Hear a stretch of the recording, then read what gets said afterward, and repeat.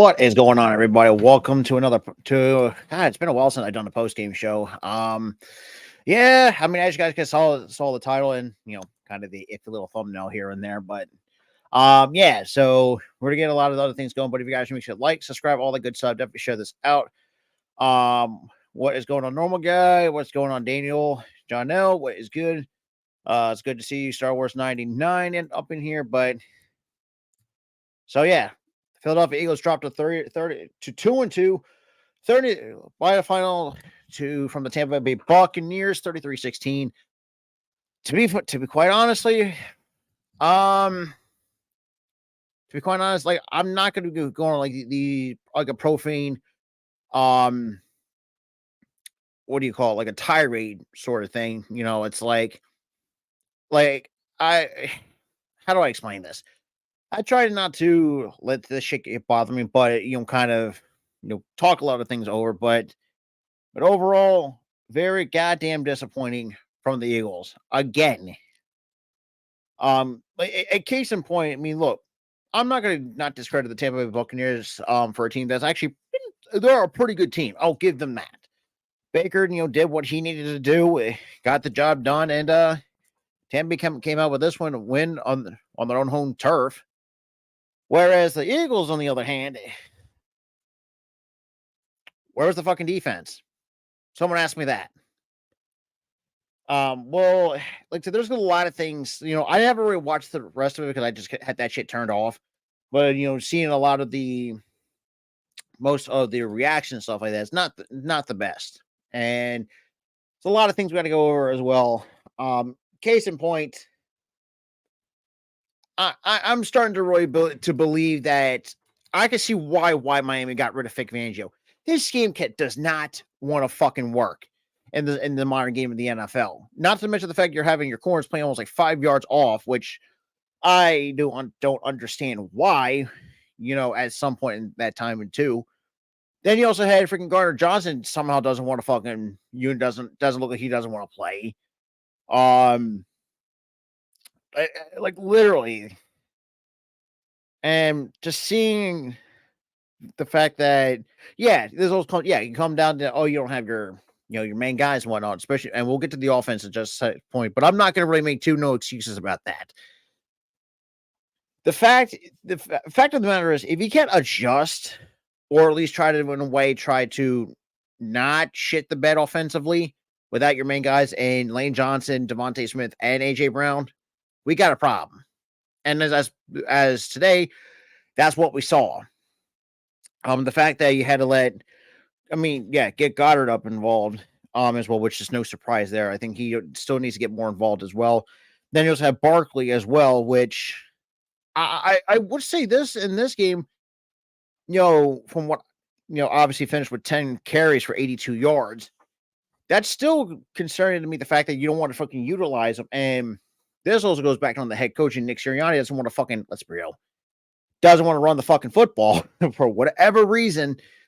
Still have this obsession with Kenny Gainwell, who, he's not that great, but the heavy obsession of having a guy like Kenny Gainwell on this roster, is mind-boggling.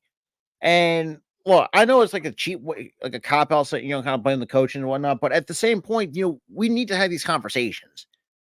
Vic Fangio is one of the conversations why I still, how do I explain, like kind of not trust this defense a little bit. The fact that you have 1 week where you put, and that was against the Saints, the fact that you actually showed up and actually played pretty well defensively in 1 week, but the weeks 1, 2, and today, you didn't want to show up. Not going to mention the fact that you had, let's see. Hold up, let me. The fact that you had Rachaad White. The problem is too, Ryan. They don't. That's the problem of having a guy like Nick Sirianni is allergic to running the football, which I still believe Nick Sirianni is finding a way to sneak his way into called plays and not let Kellen Moore do his job. Because I think this offense can be a lot better under Kellen Moore if Nick Sirianni realizes, I got to get my hands off. But the problem is that's where we'll talk more about Nick later on towards the end. The fact you had Rachaad White running for almost 50, run for 50 yards on you. But the way you looked at that time of possession, pretty much you had the Bucks kind of beat you in time of possession and also in total yards. Kind of really said a lot, especially in the early stages of that football game. And I do like Baker Mayfield. Don't get me wrong on that. I mean, 30 for 47 for 347. That should tell you a lot of where this defense is. You got guys like Gardner Johnson, for some reason, doesn't want to show up. Slade, for whatever reason, can't cover for shit. I mean, there is a lot of problems. This defense is the secondary still has problems. And, I think this goes up to the defensive line to not get any pressures. And knowing that we have a guy like Vic Fangio who runs like a zone type of defense, which nowadays you don't really have to overutilize on the fucking zone. There's something called man-to-man coverage. But the problem, I don't know why we never find a coordinator that kind of obviously balance both the concepts of both man-to-man, man coverage, and zone. Because zone you can do every so often, not have you underutilize that. But the fact of the matter, you had like Baker Mayfield, like I said, no disrespect to Baker, carved you up like a Thanksgiving turkey. And we're well far off from November. Now, yes, a lot of people are going to say, oh, you're just guys are 2-2. To be honest, as much as I want to be positive with this team, but there's some problems that this team still shows. Hurts, still turnover prone. The secondary, still questionable as shit. I mean, the defensive line not getting toward the quarterback, especially this week. The fact that you did the same, actually know how to got pressure to Derek Carr back in New Orleans last week, doesn't make a lick of fucking sense with this goddamn team. I don't. And no one now, if I'm Howie and Lurie, seeing how this team is getting run, I'm gonna and I don't know. Like I said, I'm not calling for anybody to get fired, but at this point, let's say, because I know we do have the bye week coming up next week, which is fucking ridiculous most times than not. I mean, yeah, that, like I said, that should tell you that the secondary still hasn't gotten fixed, and that also applies to the defensive line not getting to the quarterback. And just seeing that is mind-boggling ridiculous. Look, as much as I want to, bitch and complain, all that other stuff, but when you really look at this team and how they play today, it was just flat out embarrassing, as you could probably tell in the title of this stream, and it's ridiculous. And I don't know, it's really hard to explain this team without criticizing everybody, because look, and it's kind of funny because I had some Eagles fans get on my ass. Because look, I'm not the biggest supporter of Hurts, but I'm really starting to question if this guy is really to be our franchise guy for years to come. For me, I'm not entirely 100% on Hurts. Knowing the fact that 2022, a great season from him, but how does he follow with 2023? High turnovers, and obviously, being injured, dealing with some injuries. And also the fact that you also had now this season still turnover prone. Nothing changes with this team. Nothing changes. This dude has not taken a step forward the last year and a half. And that really makes me wonder. It really hurts the guy to lead this franchise for years to come. For me, I don't know. I'm not 100%. Like I said, I'm not a full supporter of Hurts. But I mean, I can appreciate his play a little bit. But the fact that he still is making boneheaded plays, and also does go back on coaching, but still, and the fact that you don't want to run the football with Barkley, the fact that you got him for a freaking reason to improve the running game. And it does make me want. I'm sorry. I mean, the turnovers that Hurts still has not figured out. I'm really at to this point where if it this okay, so the way I can explain this, if Hurts does not figure out this turnover problems, I'm actually at to this point to actually call for Hurts to actually either be A, to be benched for Tanner McKee, see what this kid's got, or B, go look for another quarterback. Because the way that I look at this, because actually I want to actually kind of, because this is what I did, posted on Twitter at the same time. Because the way this is how I look at it, because at the time when I put this out around like 2 o'clock, this is how pretty much I looked at it. So if the season for the Eagles ends up like last year, changes should be made or needs to be made. And rightfully so. Their changes do need to be made. Because I don't know, because Nick, for some reason, just doesn't want to. And the way I want to describe Nick, the dude has no balls. Plain and goddamn simple. There's no accountability being held amongst these players, whether it's offense and on the offensive side or the defensive, and you're going to see what Slay's going to say on Twitter is spewing bullshit, which I don't know where you've been, where Slay has been. Slay, at times, you even saw last year. Yeah, I mean, he dealt with some slight injuries, but I'm not going to make that, as a given a pass. But I still think there's a few individuals I said that so far and going forward needs to be held under a microscope. Nick Sirianni, Jalen Hurts, Vic Fangio, Darius Slay, and I'm not calling Big Play Slay because the dude doesn't want to do anything anymore. And now, I don't know. Like, this team just does not look like they forgot that they actually had a game today. That's basically what it is. They feel like they're mentally checked out for the bye week next week. That's how I look at this game today. So basically, I said, saying, quote, if this season ends up like last year, changes need to be made first. Nick Sirianni has to be fired regardless of what quote-unquote success he's had by other getting carried by the good teams that we had the last couple of years. Which, in hindsight, yeah, that is also true. The way I look at it from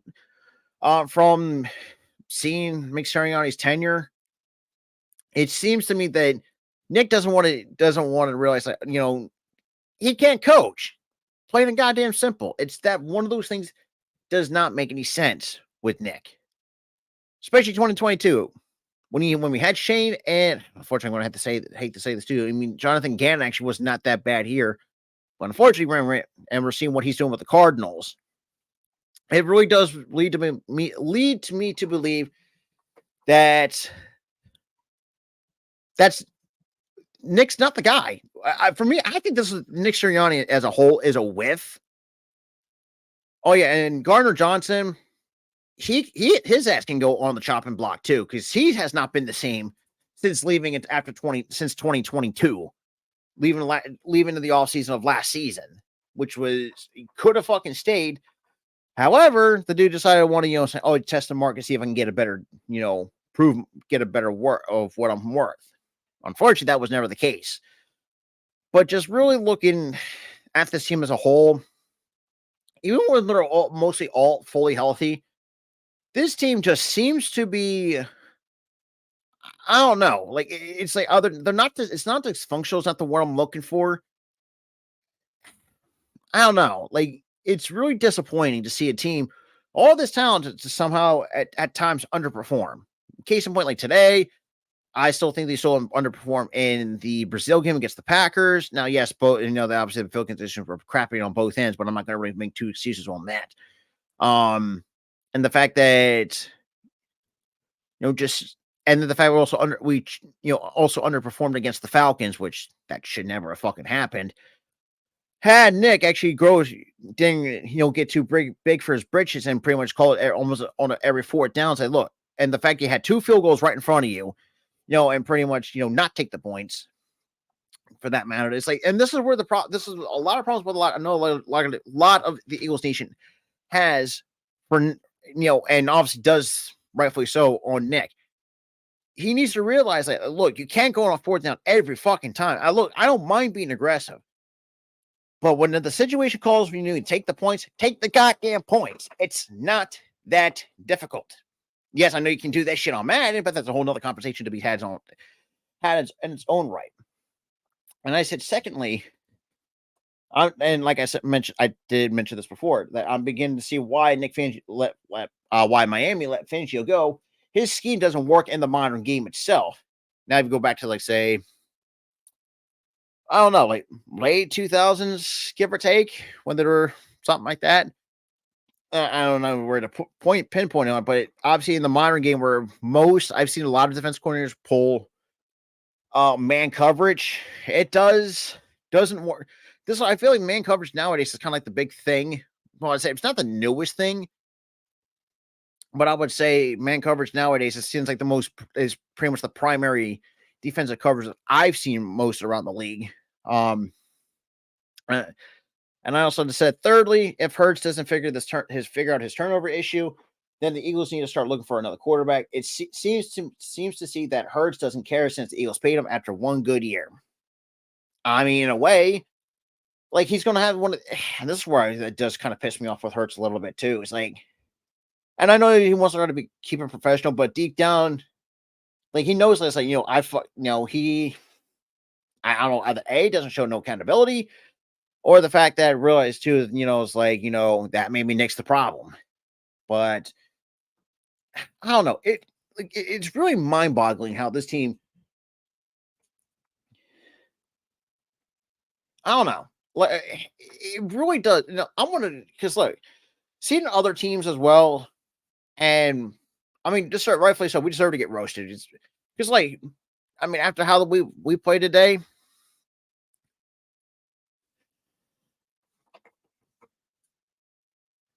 I don't know. Like, I don't love the Eagles to death. I've been a fan of them for as long as I can remember.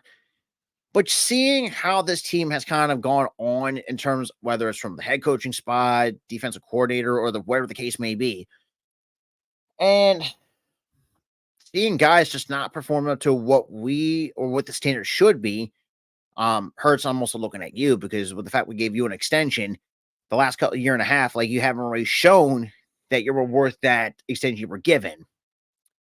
Then you also have a head coach somehow who wants to kind of constantly chirp, not actually want to, and do what a normal head coach is supposed to do is coach. If a player underperform and continuously underperforms or gets say they're just late to team meetings, discipline them, which we have not. I mean, the only time we have only saw that once. That was for Jalen Carter, I think, during the Falcons week, or I think it might have been Saints week. Can't remember to be exact. The fact he was late to a team meeting once, got benched for one series, and and Carter did come out and said, "Yeah, I'm fucked up." And we have a guy. All I'm saying is there's no accountability being taken in this locker room. Now I know it's crazy to stretch to say fired through I don't know through 4 games. However, if this team goes, let's say, I don't know, let's say they're 3-7, 4-6, maybe the case may be. If they underperform like they did today, I mean, there's conversations needs to be made about Arku. Like I said, there's hardly any accountability runs amongst this franchise. No one got like near Sirianni. Like I said, too big for his britches at times.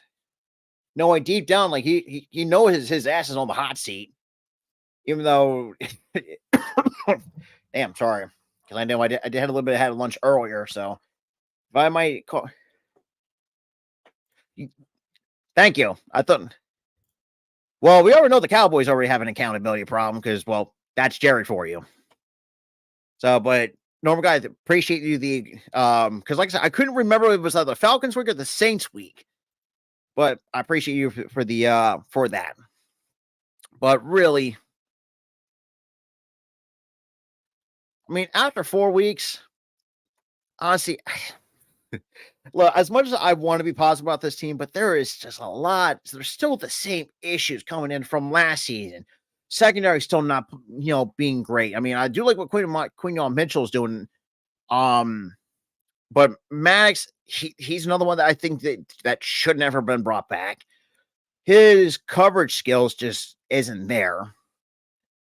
I, and what's crazy about that is he was a little. And I think Max is a nice human being, but as a player, he's still just ass.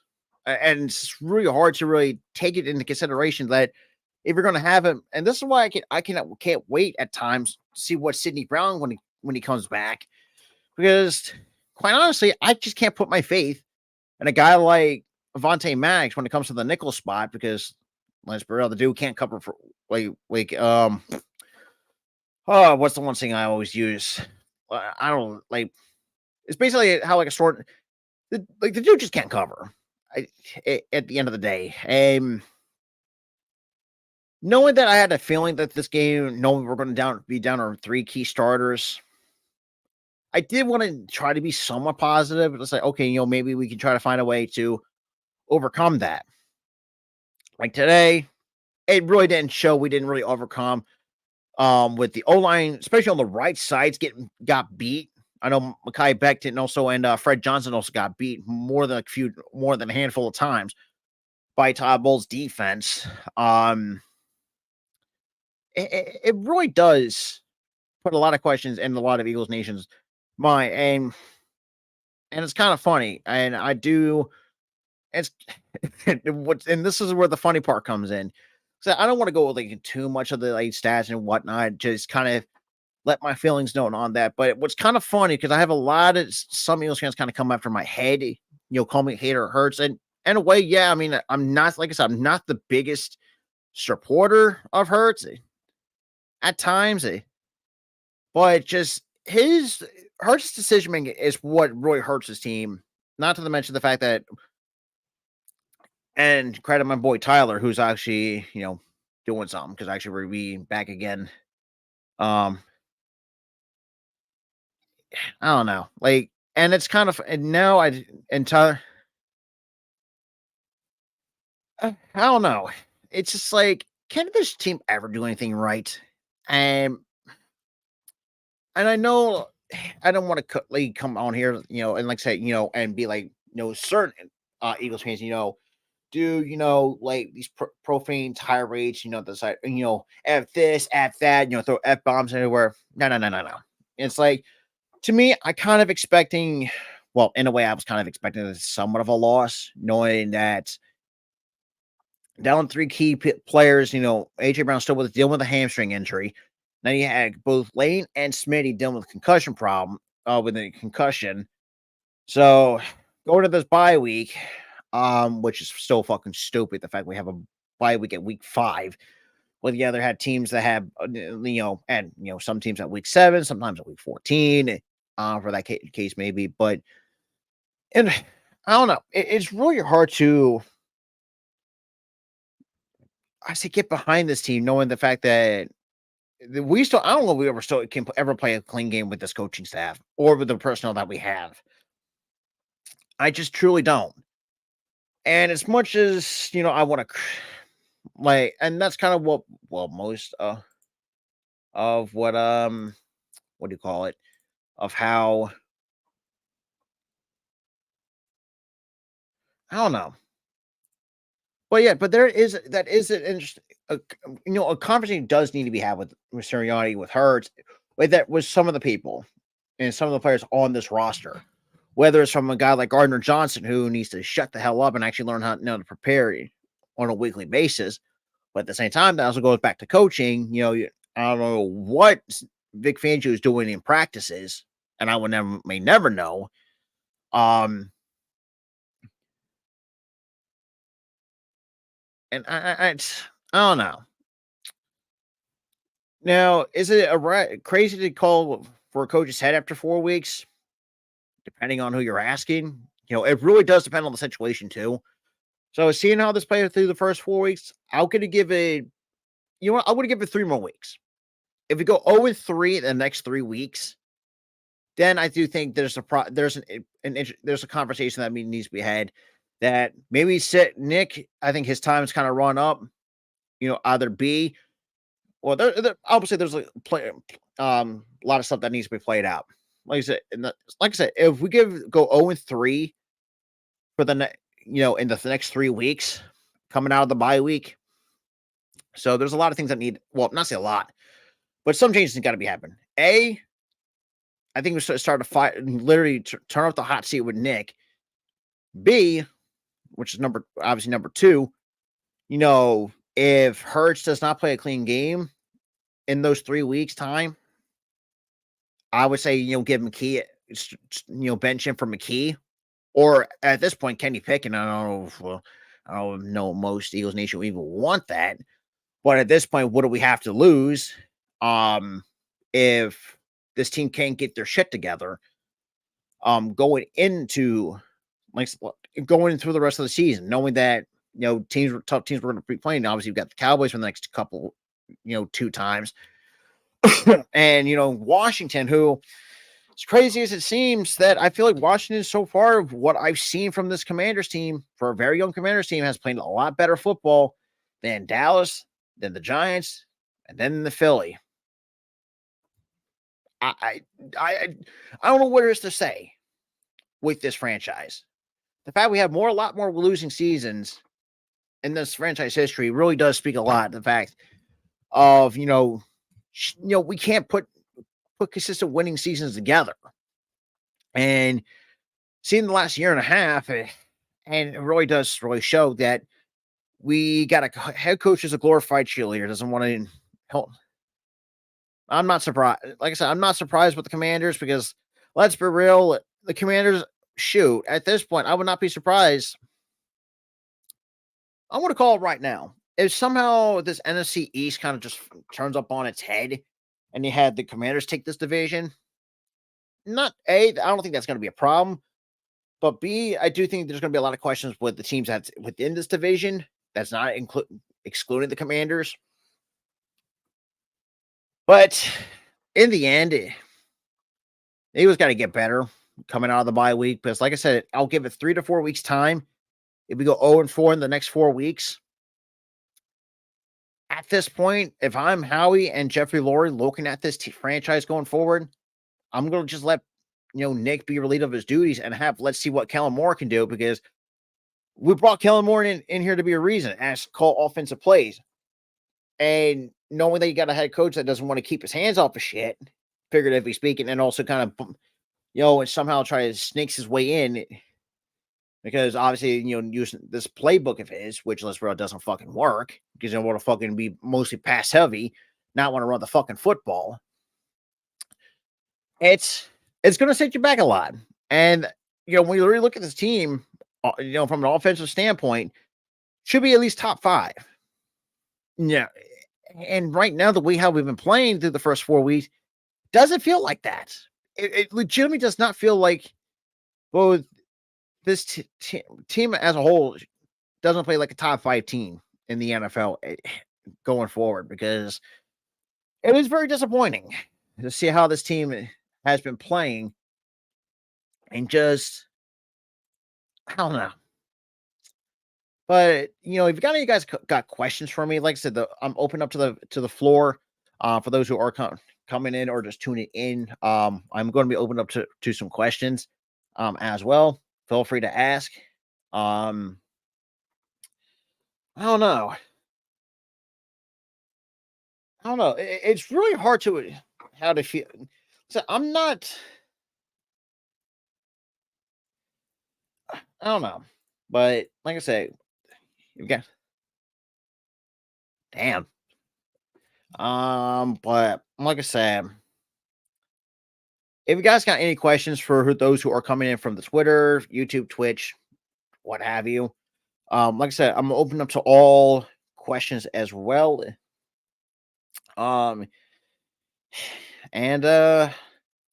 yeah, but other than that, though, it's, I don't know. It's really, sometimes being an Eagles fan sometimes does and I don't want to,